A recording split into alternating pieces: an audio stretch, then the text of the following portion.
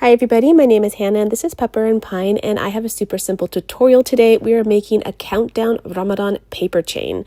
For this project, I am using my Fabriano hot press watercolor paper. Make sure you use hot press. That way it will be nice and smooth and can run through your printer with ease. Now this is 9 inches by 12 inches, so I'm going to use my paper trimmer to trim it down to 8.5 inches by 11 inches, and that way it will run through my printer with ease. So once I get my 8 sheets and I've already trimmed them down, I'm going to put it into my paper tray. Now I wasn't sure how my printer was going to handle this, so I'm only feeding in one piece of paper at a time. It turns out that my printer did pretty well. It did take a little bit of time to print it out, but it did just fine. It printed it out well. I gave it a minute just to dry, just so I wouldn't smudge anything, even though it is a laser printer, so I don't think that would have been an issue. The file is available on my website at pepperandpine.com in the Ramadan bundle. You can find the link to that bundle in the description box below, where you can find these strips that will have all of the questions, trivia, and hadith on each of these paper chains for the countdown for Ramadan. But I want to decorate the backside and make it really beautiful. There is an option just to print on the backside with different words or illustrations, but I wanted to paint this in a rainbow color, and I'm using these pan paints. They are by Stockmar, and they will have all of the colors that you can typically find in the watercolor concentrates. So I thought this would be easier and faster, and I definitely don't want to do wet on wet watercolor since I've already printed out on the other side. And so I'm going to use these watercolors, but I'm not super pleased with how light they are. And I'm going to add some salt just to give it some interest, because when you put salt on watercolor paper, after you've painted it, then you get a really neat design once it dries.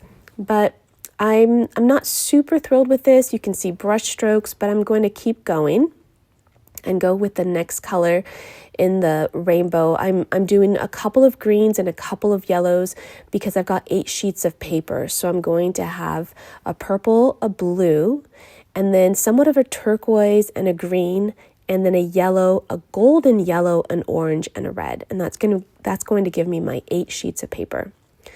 So I'm realizing that the colors are just too light, so I went back to my Stockmar watercolor paints that are the concentrated kind that you dilute with water.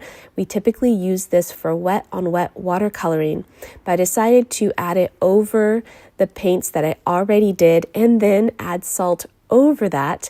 And that was a little tricky because I'm trying to repaint some of the ones I've already done with the salt that's already on there. So this was kind of challenging.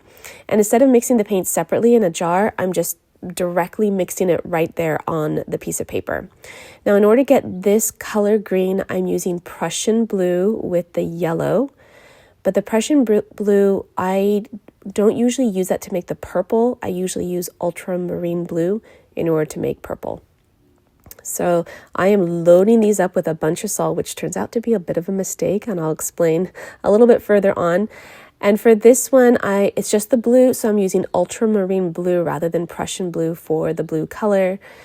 And now I am realizing that it looks so much better without the salt and just the straight Stockmar watercolor paints that are not the pan paint. So I like the way this is looking a lot better. So I end up doing 2 sets, one with the salt and one without the salt. Now the one with the salt ended up being a little bit lighter in shade, and it would have been even lighter if I had stuck with the pan paints. And then the one that I use without the salt, it turned out a really rich, beautiful color, which I do like quite a bit. Okay, so we have just one more to do.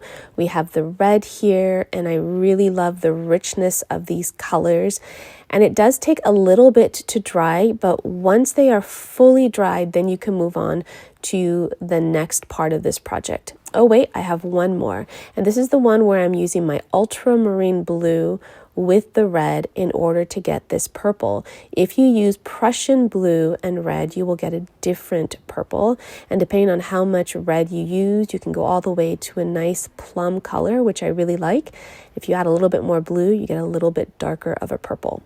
So I'm adding just a little bit more blue because this is a pretty dry watercolor process compared to what we've done in the past. And you can see how much lighter they dry once they're completely done, and they have so much salt that I'm trying to rub off as much as I can before I actually trim it down.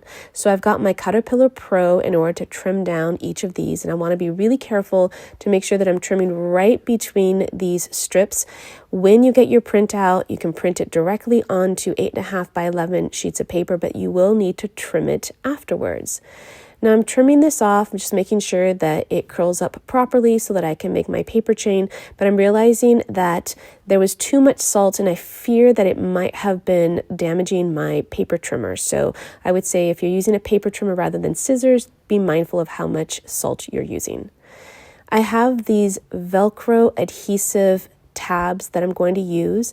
Every time I've made the paper chains, I've done something different, either tape or a staple, but I find that this is going to be a really great alternative to using tape, because that way every year I can just unvelcro them and store the paper chain, and then the following year it'll be really easy to reassemble, since these are things that we keep year by year.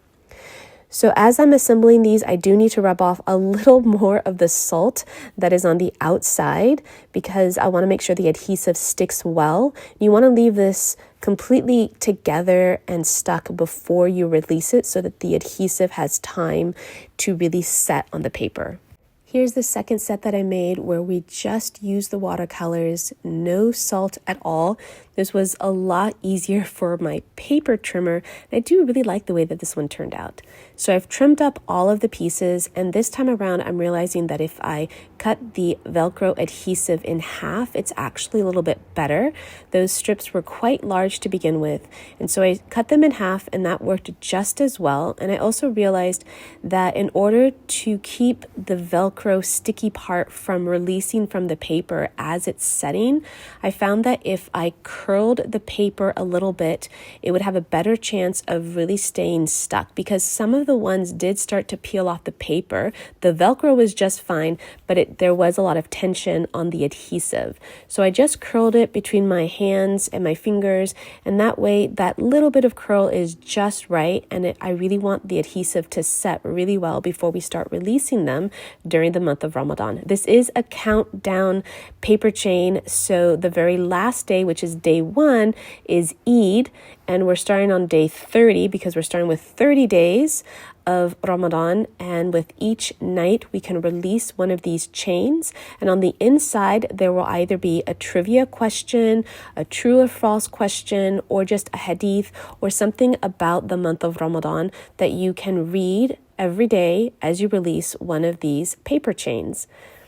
So I'm going to go ahead and reassemble the entire chain. So I've got this one here that does not have any salt in it, nice bright colors in beautiful rainbow order.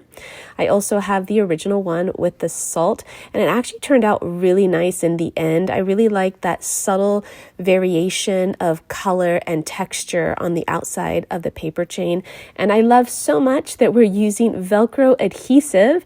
Makes it really easy to assemble, really easy to disassemble and store for the following year. I hope that you'll try this project out.